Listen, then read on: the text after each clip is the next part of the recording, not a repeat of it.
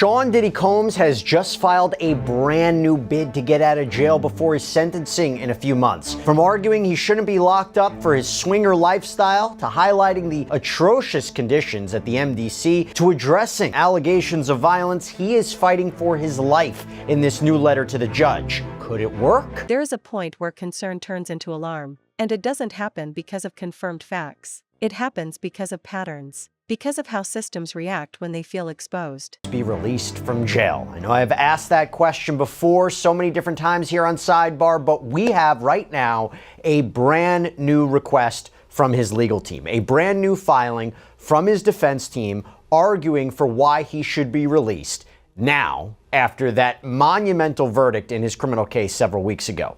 The circumstances have changed, and I will tell you what.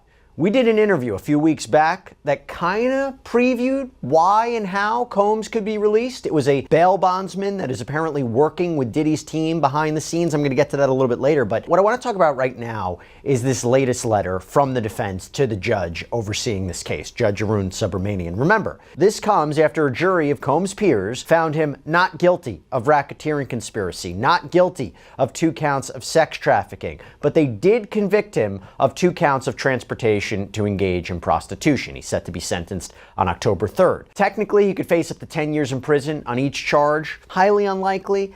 Think maybe you might be looking at somewhere to 2 to 5 years potentially, but he could also get time served and be released, although that also seems unlikely. I'll talk about that a little bit later too. But initially, after the verdict, right after the verdict, his defense team petitioned the court that he should be released. He was just acquitted of some very serious charges.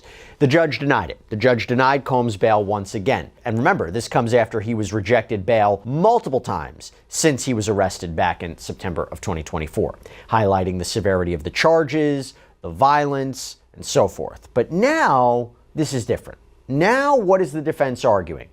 I'm going to go over all this in the new letter. I'm going to give my take at the end about whether or not it's going to be successful and whether or not he will actually be released before sentencing in October. So, the defense begins by arguing that Sean Combs should be released in advance of sentencing, and the court has the power to do this. They have the authority, among other things, because you can clearly show, quote, that there are exceptional reasons why such person's detention would not be appropriate. So, what are those exceptions? What are those reasons? What are those circumstances that are exceptional? They highlight several things that we're going to get into. That the charges he was convicted of, we're going to call them the Mann Act violations. That's what it's called under the law. They're not as severe, they're not as egregious as other convictions in other cases. That the sheer fact that he's locked up at the MDC, the Metropolitan Detention Center, for the past 11 months, that in and of itself is a reason for him to be released. These are all exceptional circumstances, and I'm going to get into all the arguments. But first, they highlight the standard, and they argue that to be released under federal law, you need to show 2 conditions. First, the district court must find by clear and convincing evidence that the person is not likely to flee or pose a danger to the safety of any other person or the community if released. Second, it must be clearly shown that there are exceptional reasons why such person's detention would not be appropriate. Now, clear and convincing evidence is a lower standard, by the way. It's not like beyond a reasonable doubt. Anyway, basically, you have to show he's not a flight risk, he's not a danger, and you have to show there are particular, exceptional, unique reasons for why detaining Combs is wrong. We're going to start with the exceptional reasons justifying his release. And they begin by trying to define, well, what exactly is exceptional circumstances? What does that mean? And they argue that case law suggests a court has a lot of discretion to determine whether a particular set of circumstances qualifies as exceptions. And they say, look, Sean Combs, his case, so different from other ones. There has never been, according to them, a Mann Act prosecution like this one before. And this is how they lay it out. Quote, there has literally never been a case like this one, where a person and his girlfriend arrange for adult men to have consensual sexual relations with the adult long-term girlfriend as because of the way silence thickens instead of clearing. That's where this situation lives now. Not in certainty, not in proof, in reaction.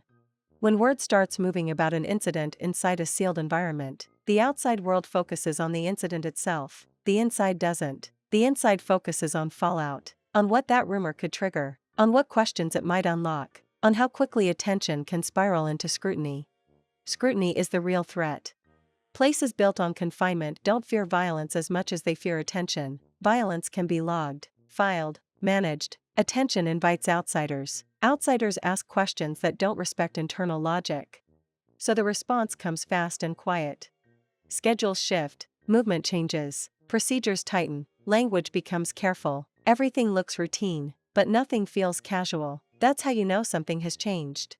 Inside closed systems, nothing happens in isolation. One moment ripples outward. People talk, people speculate, people adjust, even if the event itself was clubs, and they had threesomes.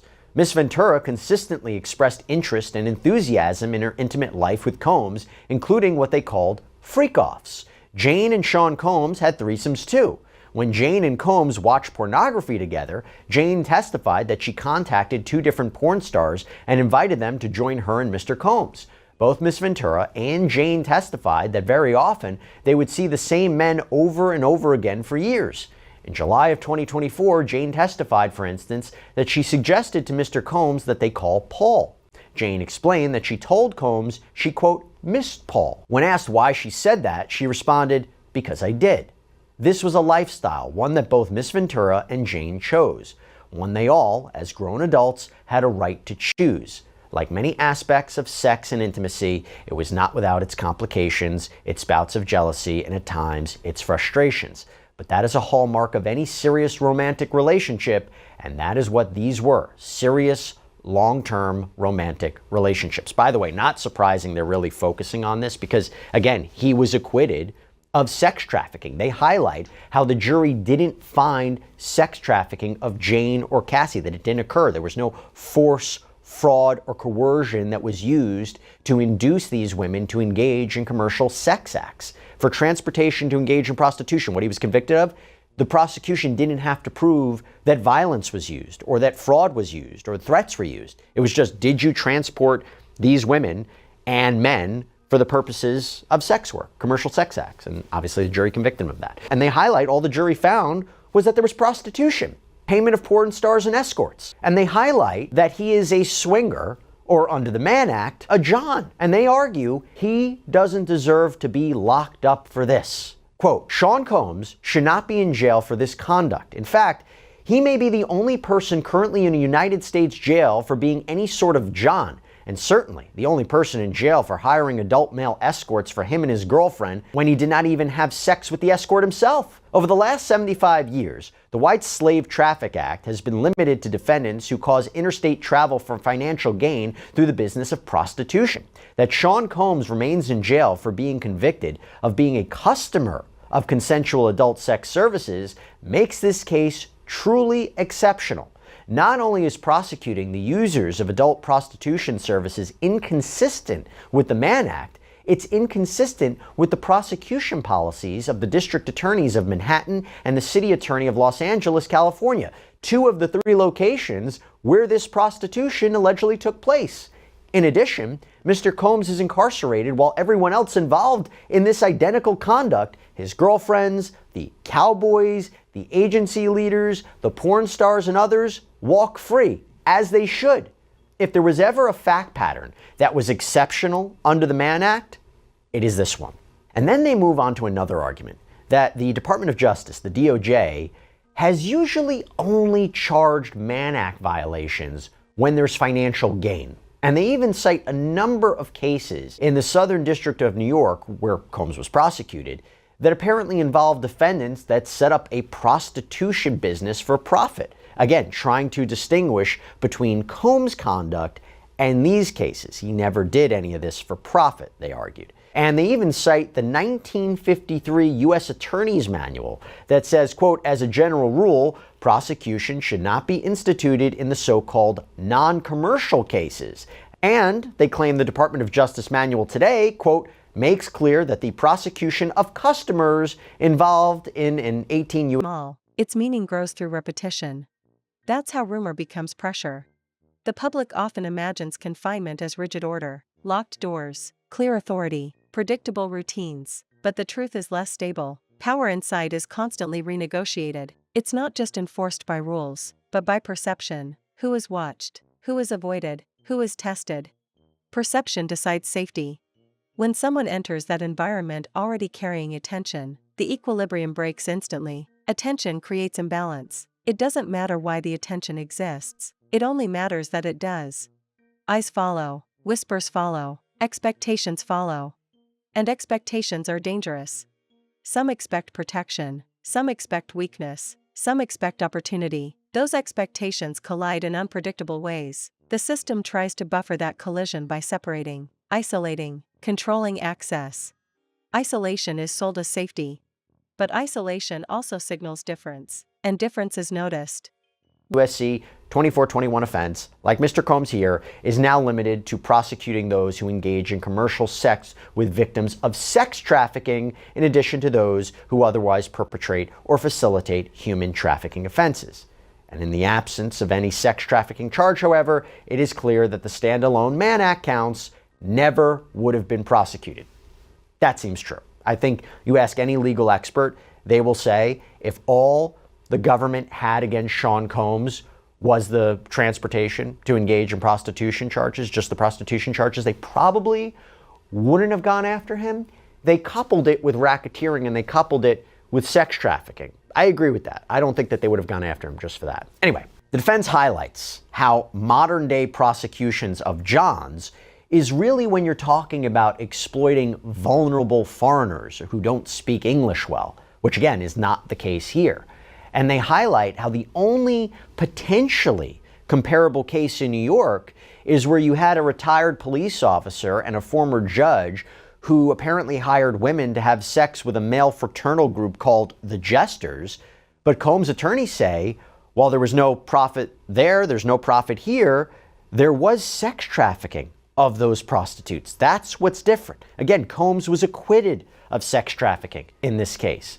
And here's the main point, quote, moreover, the cases which involve defendants similarly situated to Mr. Combs have been released on bond pending sentencing. In reviewing the cases across the country where the primary or sole conviction was for a violation of 18 U.S.C. 2421, the defendants who were not charged with running a prostitution business have been released pending sentencing. And then Combs' attorneys make another argument for why Combs' conditions are exceptional. And it's about him being locked up at the MDC. They say that a district court judge in the Southern District in another case basically said how bad the MDC is.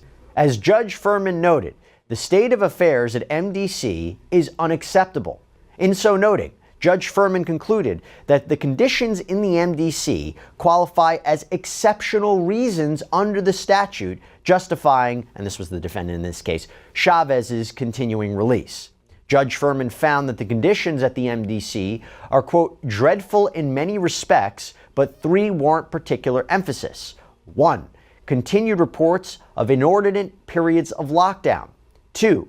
Claims that the facility provides inadequate and or substantially delayed necessary medical care, a particular risk in this case, and 3, general issues about the conditions at the facility.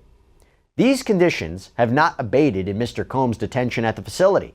As the court is aware, during Mr. Combs' incarceration at the MDC, the facility was subject to an interagency sweep that was designed to achieve our shared goal of maintaining a safe environment for both our employees and the incarcerated individuals housed at MDC Brooklyn. They're actually quoting what the rationale was.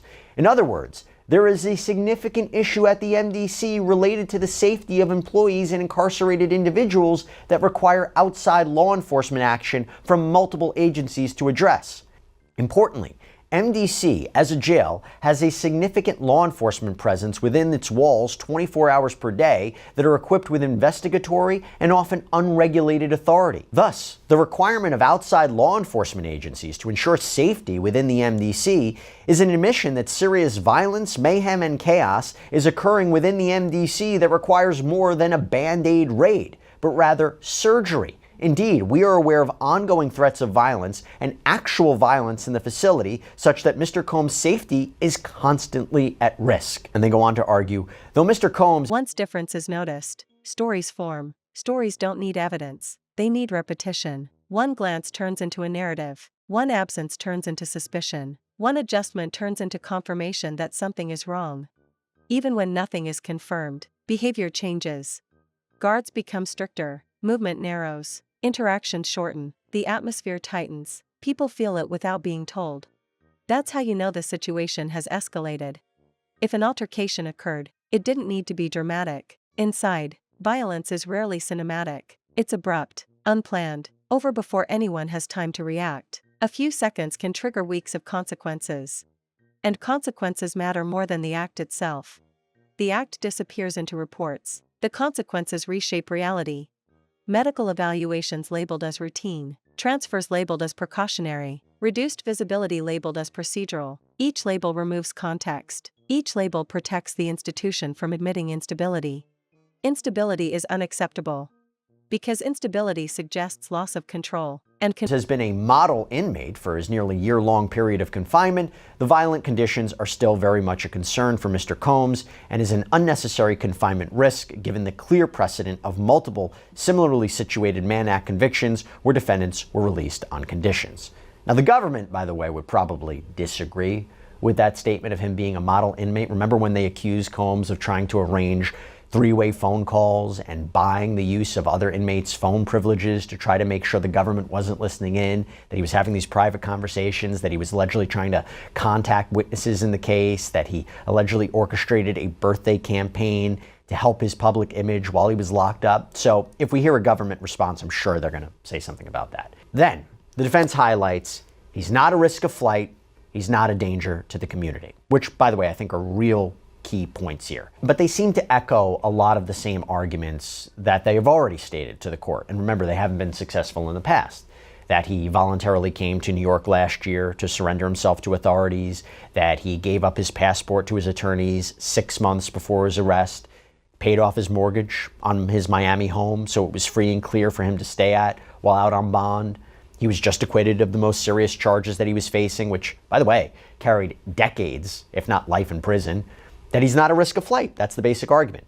Now, when it comes to the danger argument, that is key. Why? Judge Subramanian had said after the verdict that the reason he was denying bail was because of Combs' violence, that his own attorneys admitted he was violent during the course of the trial. Well, here is what Combs' defense attorneys argue about that. Quote, the court noted that the defense admitted a history of domestic violence as to Miss Ventura and that he struck Jane twice in June 2024. However, we strenuously object that Mr. Combs poses a danger to the community, aside from a single instance on June 18, 2024, where Mr. Combs was provoked by Jane through her own acts of violence. There was no evidence of any acts of violence in the last 7 years. Indeed, the jury notably rejected the government's argument that the June 2024 incident constituted coercion when it acquitted Mr. Combs of the sex trafficking charge. Also, prior to his arrest in this case, Mr. Combs enrolled in a domestic violence program in which he participated until he was arrested and incarcerated in connection with this case. If released on conditions, Sean Combs will not be violent to anyone. As we said in court, this jury gave him his life back, and he will not squander his second chance at life, nor would he do anything to further jeopardize his 7 children not having a father and 4 of his children not having a parent at all. The court can fashion any set of conditions, and Mr. Combs will abide by any condition to make the court comfortable that Mr. Combs will not be violent toward any person. And that is when they propose the following bail package. That Combs will sign a $50 million bond secured by his home in Miami, that the bond will be co-signed by 3 financially responsible people, that Combs will reside in his home in Miami, that his travel will be limited to the Southern District of Florida, the Southern District of New York for attorney meetings, as well as airports that are necessary to travel between the two, that he will be placed under the express supervision of the U.S. Pretrial Services Agency, that he will report to that agency as directed, that his passport will be surrendered to pretrial services, that he shall not apply for any other passport, and they even highlight that the court can add other conditions too. Home detention, private security approved by the court, mental health treatment. He'll agree to it all. Control is the foundation of legitimacy. Without it, everything feels fragile. That's why official responses avoid detail. They don't deny, they deflect, they minimize without contradicting. They use language designed to end conversation, not invite it. No comment. Under review.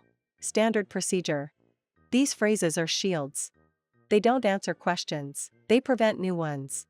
The public hears silence and assumes guilt or cover-up. The institution hears silence and calls it risk management. Both interpretations can coexist without ever touching the truth. Inside, truth is fragmented by design. People assume high-profile confinement equals heightened security. In practice, it often means heightened tension. Every interaction is observed. Every reaction is judged. Every misstep is magnified. Visibility doesn't guarantee protection. It guarantees pressure. Pressure changes behavior. People test boundaries differently. They probe reactions. They watch for signs of vulnerability. How they'd expect their loved one to act. And in those situations, you don't expect someone to be tweeting. You don't expect somebody to be sending texts telling their abuser that they love them or that they want more of what took place.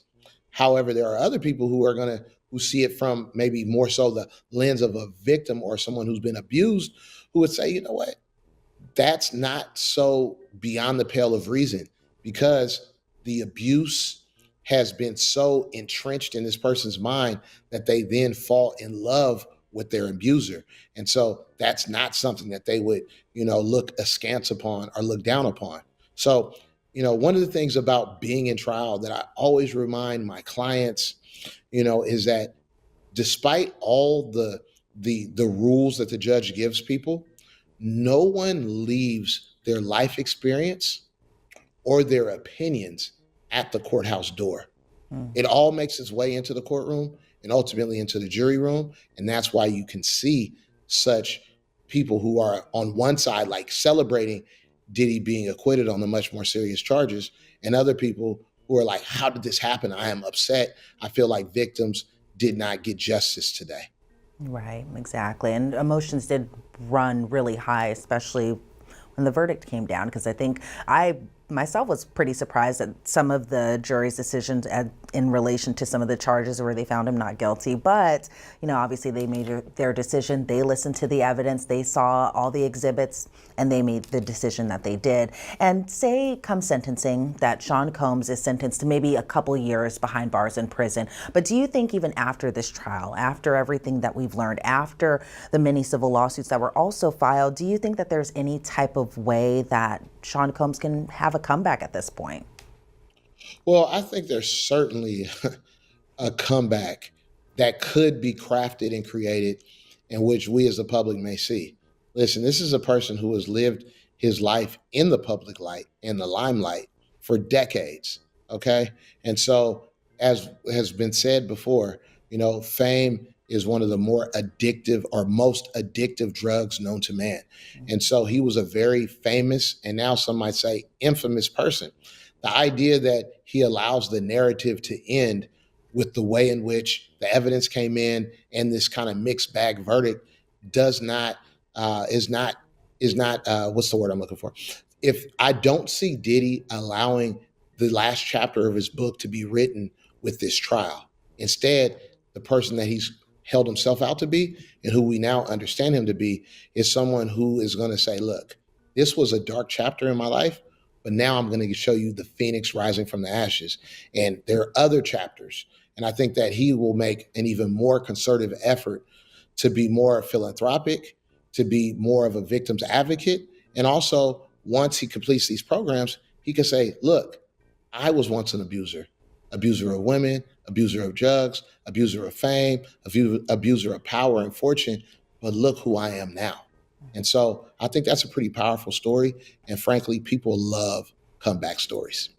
Yeah, they do love a good comeback story, but I'm curious, in your opinion, do you think that this is all just for maybe a showmanship, or do you think it's all for PR so that way, Diddy can walk out of MDC Brooklyn or possibly a potential prison and just be like, what, I am a changed person. But also in that same breath, what kind of message do you think that sends to victims out there who may have been abused or, something had happened to their ability? Even perceived weakness can invite challenge, not because individuals are cruel, but because the environment rewards dominance. That's the uncomfortable reality no one likes to admit. When scrutiny spills into the public sphere, the system doubles down, not on transparency, but on containment. Containment of information, containment of movement, containment of narrative.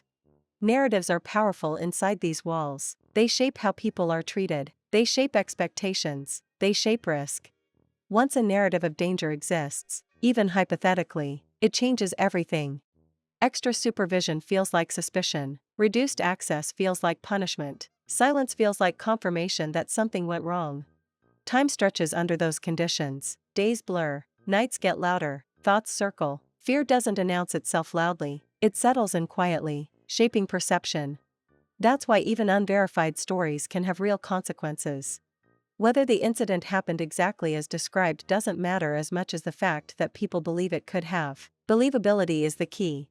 When claims of violence sound Then by a high profile figure, they want to report this to police. They want to either go to maybe a civil lawyer, all of that stuff. But then after this trial, they are like, no, I can't do that. Look what happened in this case. What are your thoughts on Yeah. that?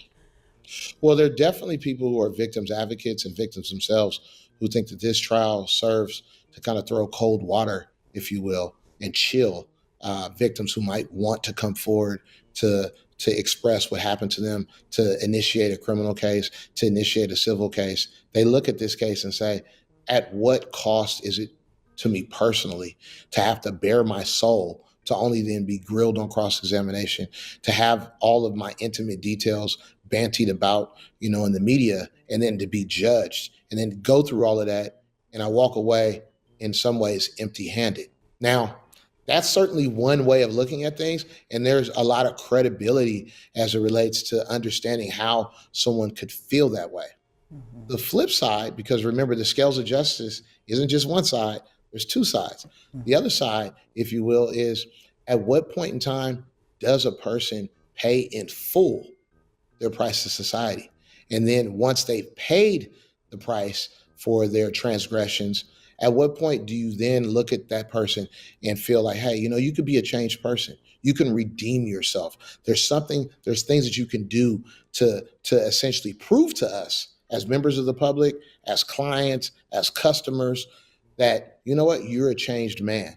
And so that's the hill Diddy has to climb. Whether he climbs that hill or not remains to be seen. But it's definitely a hill that's in front of him. And some might say it's not a hill, it's a mountain. And it is a mountain for Diddy. I think it might honestly be Mount Everest. It's a large mountain for him to scale, for I think people to possibly forget in their conscious what we learned in this trial. And I remember when Sean Combs, we've been covering this since Cassie's lawsuit, since 2023, November of that year. And I just remember thinking that there would be some type of reckoning within the hip hop community, the Black community, as far as Me Too goes, something kind of similar. And I thought possibly, and I think maybe other people thought so too, that maybe Sean Combs was kind of that person that would, bring about this kind of reckoning in the hip hop community as far as Me Too goes. But do you think that can still happen? Do you think that will still happen? Well, I think that Diddy's trial, served as a clarion call, a wake-up call, canary in the mine, so to speak, as it relates to you could be as powerful, as popular, as wealthy as Diddy. I mean, keep in mind, he called himself Brother Love. He got the key to New York City in the months or the year leading up to all of this, right? Yeah. And he was sitting on what some might say is the highest pedestal. And look how far he has fallen.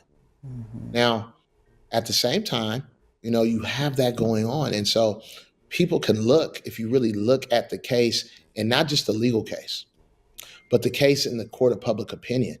And victims, if you will, won. Because he has, not only did he have a criminal case he had to deal with, but he has upwards of 20, 30 civil cases I think that even he's more also than going to have that. to deal with. Yeah. Yeah. And each one of those cases, even if it's not proved by the victim that it happened, he is still going to have to pay hundreds of thousands of dollars in attorney fees for each and every single case, and maybe millions for the more serious and those that get further down the line. So he's not done paying for his transgressions. And I think that for other people who are in similarly situated positions of power and influence, plausible by default, trust in the system is already broken. And broken trust doesn't repair itself. The public wants clarity, clean answers, definitive statements, but clarity is dangerous for institutions that might be exposed by it. Every clear answer creates responsibility. Responsibility invites blame. Blame invites reform. Reform is costly. So ambiguity becomes the preferred state. It keeps options open. It lets interest fade. It allows the system to wait out the storm. Waiting works more often than not. Attention moves on, outrage finds a new target, the story becomes old, what felt urgent becomes distant, and silence is mistaken for resolution. Inside, nothing resolves, it accumulates. People remember moments when the routine broke, when tension spiked, when silence followed. Those memories alter behavior long after headlines disappear. That's the hidden damage. Even if nothing happened, the response alone signals fear. Fear that something could happen. Fear that control is thinner than advertised. Fear doesn't inspire confidence. So control tightens further. More restrictions, more monitoring, less freedom, each step justified as precaution. Precaution becomes punishment over time. The environment grows heavier, conversations shrink, movement feels constrained, every day feels longer than the last. That's the cost of being at the center of speculation. Speculation is relentless, it doesn't sleep, it doesn't wait for proof, it feeds on uncertainty, and uncertainty is abundant in closed systems. People outside debate truth, people inside live consequences. That gap is rarely acknowledged. What makes this situation disturbing isn't just the idea of an attack, it's how quickly it escalated into a scandal without confirmation, how easily the story fit into existing beliefs about confinement and power. Walls don't eliminate chaos, they concentrate it. Rules don't prevent violence, they redirect it. Silence doesn't mean nothing happened, it means something is being managed. And management is never neutral. In the end, the scandal isn't just about an alleged incident, it's about the reaction, the fear beneath the response, the acknowledgement. Without words, that control has limits. Limits institutions don't like to admit. So they wait. They let time do what it always does. Dull the edges. Blur the details. Make people move on. Until the next moment breaks the silence again. Because it always does.